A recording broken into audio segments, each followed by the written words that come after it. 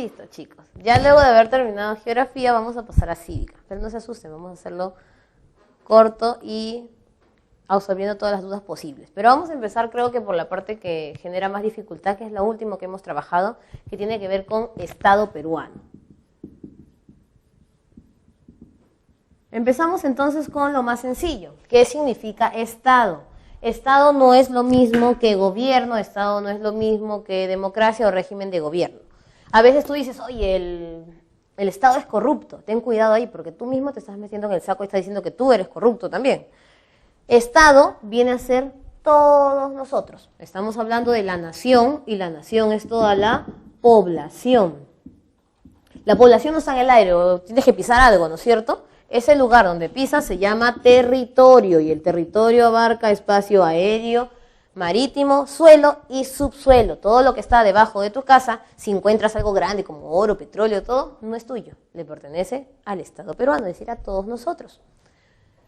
Y tenemos también no solamente nación, territorio, sino lo que es la soberanía. ¿Qué es la soberanía? El poder que tiene el Estado peruano sobre el Perú. No puede venir otra persona de otro país o un Estado, un gobierno de otro país a mandar sobre nuestro territorio. Eso es lo que vendría a ser soberanía. Y, aunque no nos guste, este Estado, por tener muchas personas, tiene que estar administrado por un grupo pequeño de personas que se le llama gobierno. Ellos son los que tú elegiste. ¿Por qué? Porque nuestro país es o tiene un régimen republicano, pero hay dos tipos de república.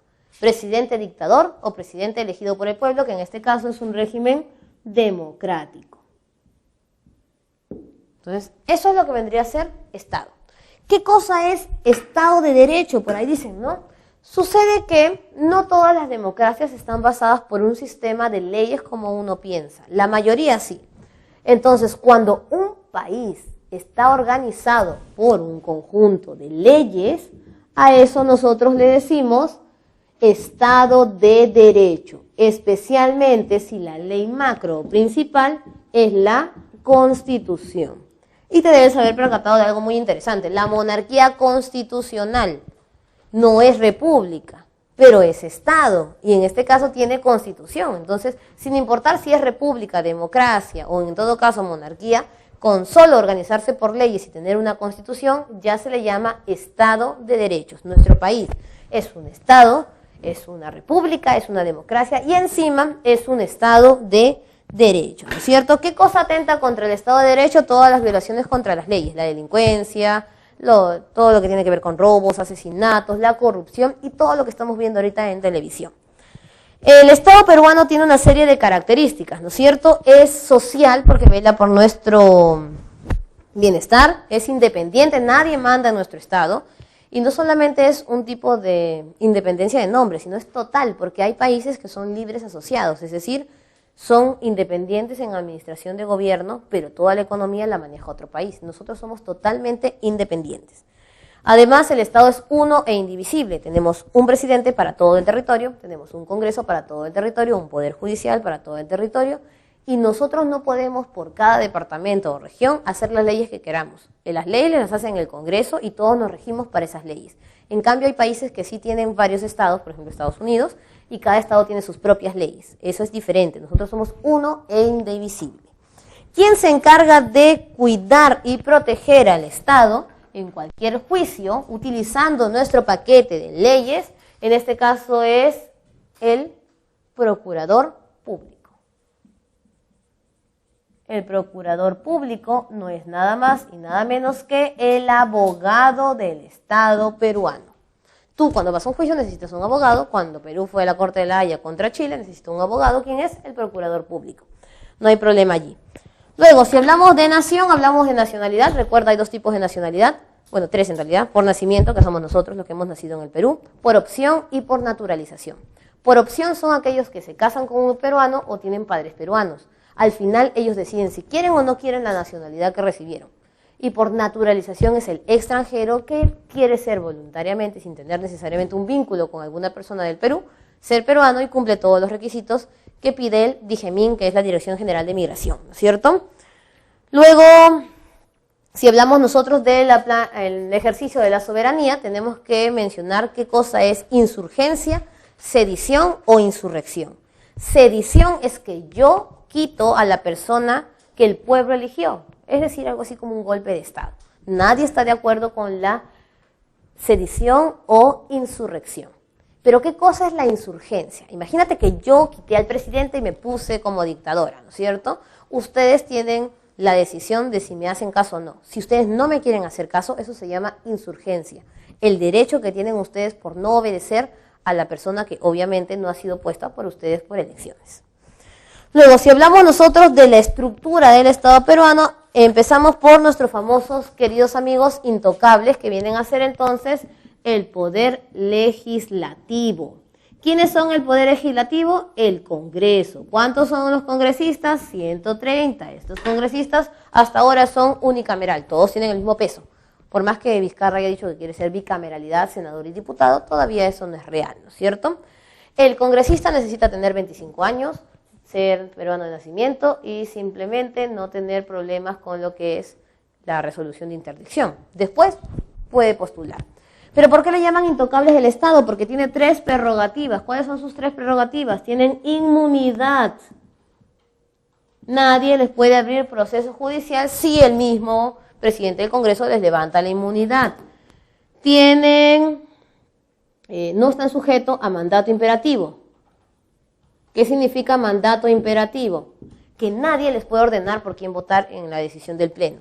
Y por último, no están sujetos a interdicción. Interpelación. ¿Qué cosa es la interpelación? Es que tú le pidas rendir cuentas delante de todo el mundo, como ellos hacen con los ministros. Los ministros sí tienen interpelación. ¿Quién los interpela? El Congreso. En cambio, ellos no pueden ser interpelados por nadie. Además, ¿por qué le dicen también los intocables del Estado? Ellos no pueden renunciar a su cargo. Es decir, es irrenunciable. No pueden ser sacados por la parte de la revocatoria, es decir, no pueden ser revocados por nosotros. Al final, prácticamente, no hay forma de sacarlos a menos que se les levante la inmunidad o mueran. Ahí te deshaces de los congresistas, no hay otra forma. Luego, podríamos decir que el congresista no puede tener otra función, pero sí puede ser a su vez ministro. Por ejemplo, siempre ponemos nosotros la situación de Mercedes Arauz. Mercedes Arauz postuló como congresista, pero a la vez era vicepresidenta. Eso sí se puede. Pero cuando ya tenía los 2 cargos y necesitaban presidente del Consejo de Ministros y no había otra, la colocaron, porque el congresista puede ser a su vez ministro. Y como el que postula para vicepresidente puede postular a su vez por congresista, ella tenía 3 cargos, ¿cierto? Dudas que tenemos nosotros con lo que vendrían a ser las funciones del congresista es la amnistía. Amnistía. Y de una vez ya vamos a diferenciar amnistía con indulto, conmutación de penas y todas esas cosas que tenemos allí. Amnistía es una facultad que tiene el Congreso. Significa que pueden liberar a una persona de la pena y la culpa, es decir, sale libre de todo malestar de por lo cual se le encerró. ¿A quiénes podemos ponerle amnistía? Aquellos que tienen problemas políticos, o sea, delitos políticos, no de lesa humanidad, o personas que fueron encarceladas de manera inocente y al final recién se enteran que eran inocentes, pero ya estaban en la cárcel o en alguna otra pena. Diferencia con indulto. El indulto no lo da el Congreso, lo da el presidente.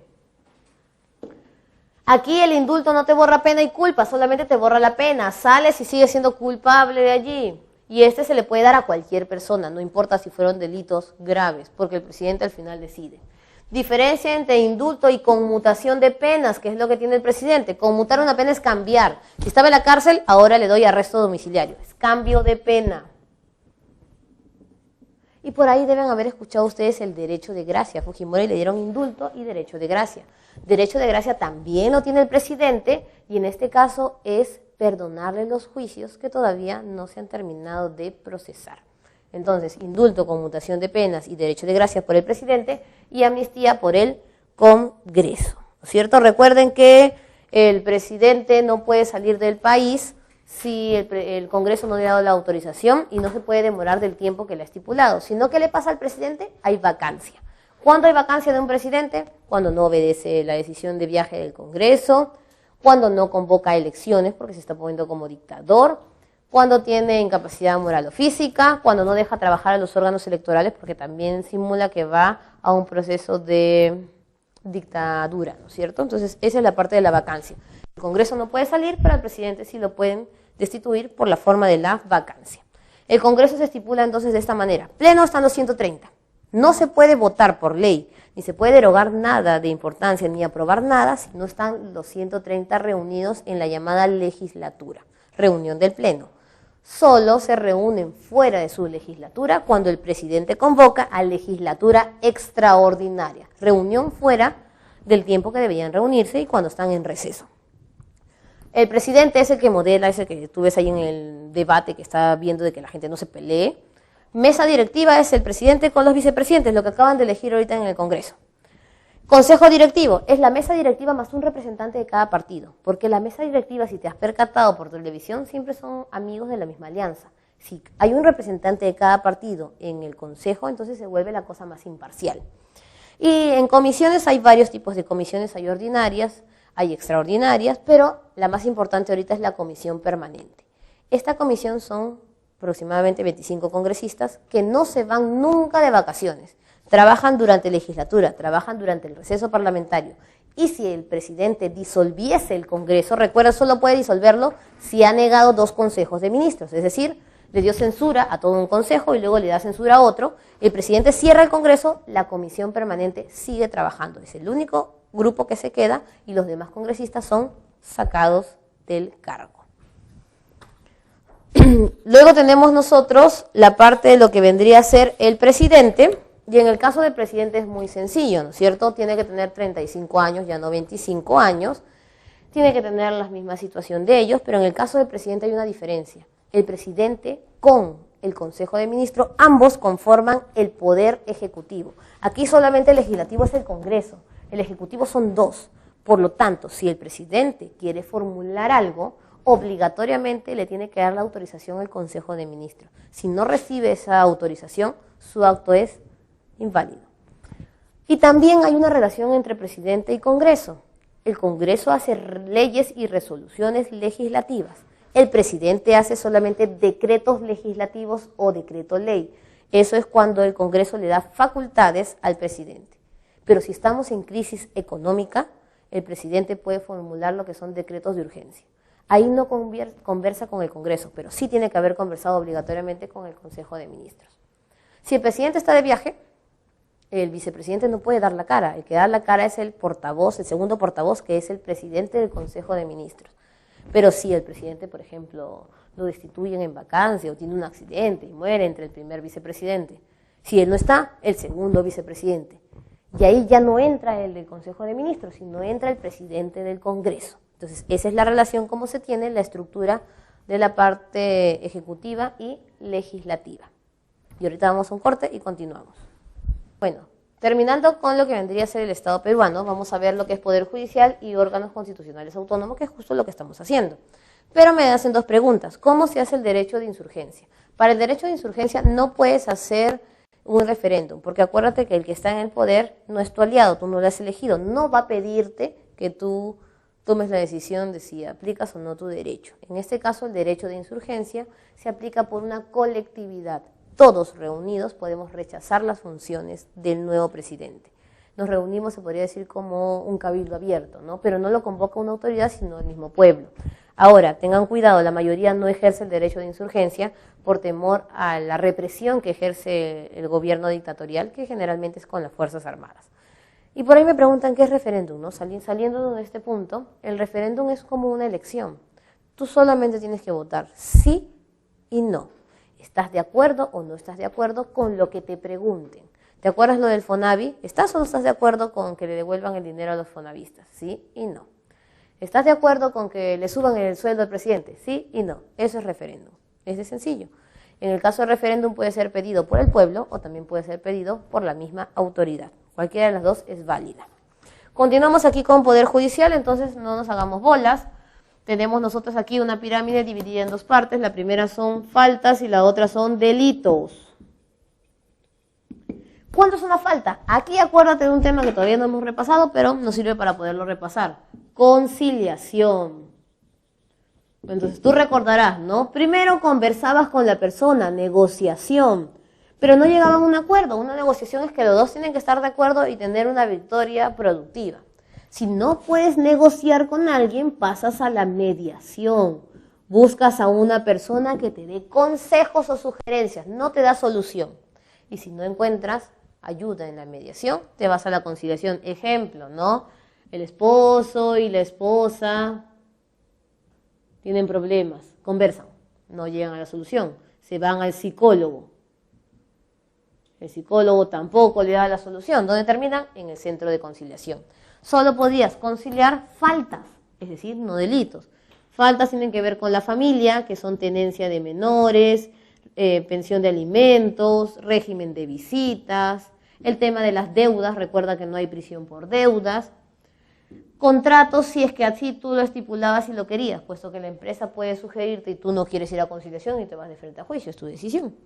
Estas faltas, cuando se va a un centro de conciliación, recuerda que el conciliador no es un juez, no es un abogado, es una persona que simplemente hace firmar un acta.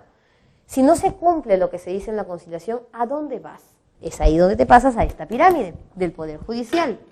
Luego que ya has ido a conciliar, vas entonces a dos espacios. Puede ser el juez de paz o el juez de paz letrado.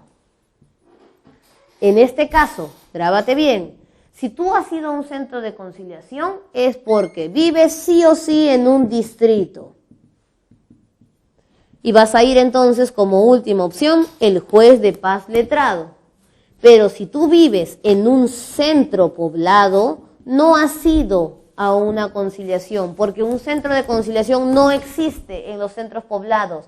Entonces, ¿qué vas a hacer tú? Vas a ir a tu juez de paz, y tu juez de paz la hace de todo, ¿eh? La hace de conciliador, la hace de juez, de amigo, de consejero, de todo sirve este juez de paz. Diferencia también entre uno y otro, que el juez de paz lo has elegido tú, lo ha elegido el pueblo, y lo puedes sacar, lo puedes revocar, acuérdate, por revocatoria, puedes revocar a la autoridad que tú has elegido como juez de paz, alcalde, gobernador regional, consejeros regionales y los regidores. Pero el juez de paz letrado no lo has elegido tú, lo ha elegido tu personaje favorito que está ahorita en los audios, el Consejo Nacional de la Magistratura. Subimos. Cuando ya es un delito, estás hablando de asesinato, estás hablando de violación, o de repente la pensión de alimentos, porque acuérdate que si no pagas pensión de alimentos ya terminas preso, va para aquí arriba, entonces vas al otro estrato de la pirámide, y aquí aparece el juez especializado mixto, la Corte Superior y la Corte Suprema. El juez especializado mixto ya no se encuentra en un distrito. Si has pasado de centro poblado a distrito, ¿qué toca, chicos? Toca obviamente provincia. Y si este de aquí te dice que, por ejemplo, vas a estar 10 años preso o le da un año al que tú querías que le dé más años, puedes apelar a la Corte Superior. La Corte Superior se encuentra en los distritos. Uy, profesora, pero es lo mismo, distrito, distrito. Esos son los distritos que conocemos. Este es un distrito judicial, uno es administrativo y otro es judicial, creado solo para esta estructura. Y si ya no te hacen caso ahí, lo único que te queda es a la Corte Superior. Pero no todos llegan casos más que todo de funcionarios del Estado. Esta Corte, Suprema es solamente una y se encuentra en la capital, que es Lima. Recuerda, no todo juicio, todo juez no se puede sindicar. El juez también tiene que ser especialidad en la que tú estás en el juicio. Si es juicio familiar, tiene que ser un juez de familia. Tienes que todo publicarse tanto en el periódico como en la página del Poder Judicial. Tú tienes derecho a apelar y criticar cuantas veces quieras y obviamente tienes gratuidad del proceso y el derecho de administrarse justicia, así existan vacíos legales. No puede haber ninguna impunidad en el proceso judicial. Y bueno, si ya nosotros tenemos dificultad con lo que vendría a ser el Poder Judicial, nos queda apoyarnos de ¿quiénes? Los órganos constitucionales autónomos, las OCAs. ¿Y las OCAs cuáles son? Tienen el mismo poder que un poder, es decir, legislativo, ejecutivo y judicial. Están en el mismo estrato de gobierno central, pero ellos son autónomos, no tienen que rendirle cuentas a los de aquí. Por lo mismo que no tienen que rendirle cuentas, solamente tienen una función específica, algo directo de lo que tengan que hacer. En este caso, por ejemplo, ¿no? Banco Central de Reserva, hacer monedas y billetes. No puede hacer más porque tendría más peso que los mismos poderes del Estado. Las OCAs se dividen en tres grupos: OCAs electorales, que todavía no lo hemos visto, se supone que lo estamos viendo esta semana recién, Jurado Nacional de Elecciones, Oficina Nacional de Procesos Electorales y RENIEC, Registro Nacional de Identificación y Estado Civil. Y por otro lado tenemos las OCAs jurídicas. Siempre por ahí se confunde qué es judicial y jurídico. Judicial tiene que ver con justicia, jurídico tiene que ver con leyes. Algunos le llaman jurídicos, otros le llaman judiciales. Estás hablando aquí de Ministerio Público, Consejo Nacional de la Magistratura, Defensoría del Pueblo y Tribunal Constitucional. Y tenemos por último las económicas, que son las primeras que vimos. Las económicas entonces son Banco Central de Reserva del Perú, Contraloría General de la República y Superintendencia de Banca y Seguros y AFPs. Aquí es muy fácil, tienen una función específica y tú tienes que recordarlas muy bien. Empezamos entonces con la parte económica. Banco Central de Reserva del Perú, ¿cuál es su principal función? Controlar el proceso de inflación, es decir, administrar el sistema monetario, no financiero. Este sistema monetario, ¿cómo lo puedo lograr? Emitiendo monedas y billetes, para que el ministro de Economía tenga la facultad de ver todos los otros problemas económicos que tiene el país. Este de aquí también guarda dinero de las reservas internacionales, pero no presta. Acuérdate que se llama banco, pero no es un banco común de que le va a prestar dinero a cualquier parte o funcionario del Estado. No presta dinero. La Contraloría General de la República y la SBS se diferencian por algo bien fácil. Uno controla a los órganos del Estado, es decir, órganos públicos, y otro controla a los órganos privados. La Contraloría es gobernador regional, alcaldes, universidades, hospitales, todos los que reciban presupuesto del Estado. Y la SBS, todos donde nosotros dejamos nuestro dinero. Por ejemplo, bancos, cajas de ahorro municipales, mutuales, las que construyen casas, etcétera, etcétera, etcétera. La Contraloría General de la República no solamente busca o verifica que tú recibas el dinero del presupuesto, sino en dónde lo utilizas, porque puede ser que caigas en actos de corrupción, acuérdate, ¿no? Peculado si utilizas cosas del organismo público a tu beneficio, una fotocopiadora, un carro que te dan para trabajar, tú lo utilizas para salir de fiesta, por ejemplo, o de repente puedes cometer colusión, que en este caso es beneficiar a una empresa como el caso de Odebrecht, o puedes hacer cohecho pasivo, que es la coima, puedes hacer tráfico de influencias, pones a tus conocidos ahí en el trabajo, y si pones a tu familia todavía le llaman nepotismo, puedes caer en actos de corrupción. Y la SBS se encarga de que tu dinero esté bien guardado, es decir, que no le aumenten los intereses, que no le pase nada a tu dinero, pero también se encarga de ver de que no haya lavado de activos, que el terrorismo y el narcotráfico no pongan dinero allí para que tú prestes el dinero y escondan ese dinero que tienen, ¿no? Entonces esas son las funciones de la parte económica. Y en lo jurídico, que es hasta donde hemos visto, ¿no es cierto? Hace poco el Ministerio Público entonces ve todo lo que tiene que ver con las denuncias. Tú no denuncias al Poder Judicial, tú denuncias al Ministerio Público, acuérdate, aquí llevas tu denuncia y este se encarga de ver el delito, si es real o no, y apoyarte frente al Poder Judicial. El defensor del pueblo es cuando un problema es de la comunidad, por ejemplo, el alcalde no arregla las pistas, en este caso entonces estaríamos hablando de un problema de la comunidad. Estos de aquí lo denuncian al Ministerio Público. Tribunal Constitucional ve las garantías constitucionales, de paso aprovechamos para repasar. Habeas data, todo lo que tiene que ver con información. Habeas corpus, lo que es detención y seguridad personal. El no ser detenido, el ser acusado sin haber llevado un juicio adecuado. La acción de amparo, cuando es algo colectivo, por ejemplo, problemas de trabajo, problemas de salud, problemas educativos, esa es acción de amparo. Acción de cumplimiento, simplemente cuando no cumplen la ley, su nombre lo dice. La ley está bien, el problema es que no la cumplen. Acción de inconstitucionalidad, cuando la que está mal es la ley, y la ley está en contra de la Constitución. Acción popular, cuando está mal la norma. ¿Cuál es la diferencia entre ley o norma? Ley es todo lo que da el Congreso, el decreto legislativo del presidente y el decreto de urgencia, las normas regionales y las ordenanzas municipales, mientras que todo lo que dan los ministros y las demás resoluciones que no sean del Congreso son simplemente normas, no tienen carácter de ley. Todas van al Poder Judicial, menos la acción de inconstitucionalidad que va de frente al tribunal, y las demás pasan al tribunal, menos la popular que solo se queda en la Corte Suprema. Y Consejo Nacional de la Magistratura, su función principal, nombrar jueces y fiscales, nombrar al jefe de la OMPE, al jefe de la RENIEC. No te confundas, el fiscal de la Nación no es elegido por la CNM, el fiscal de la Nación se elige por la Junta de Fiscales Superiores. Entonces, hasta ahí hemos repasado todo lo que es Estado peruano, chicos. Chicos, ha sido un placer repasar con ustedes, hasta tarde hemos repasado, chicos. Hemos repasado todo, geografía, y si nos vemos en otra oportunidad terminaremos de repasar cívica. Hemos repasado lo más importante. Tengan éxitos en el examen, no les deseo suerte porque ustedes deben tener éxitos. Repasen, no se pongan nerviosos y lo más importante, traten de dar lo mejor en este examen y en todo lo que hagan en su vida. Nos vemos, chicos.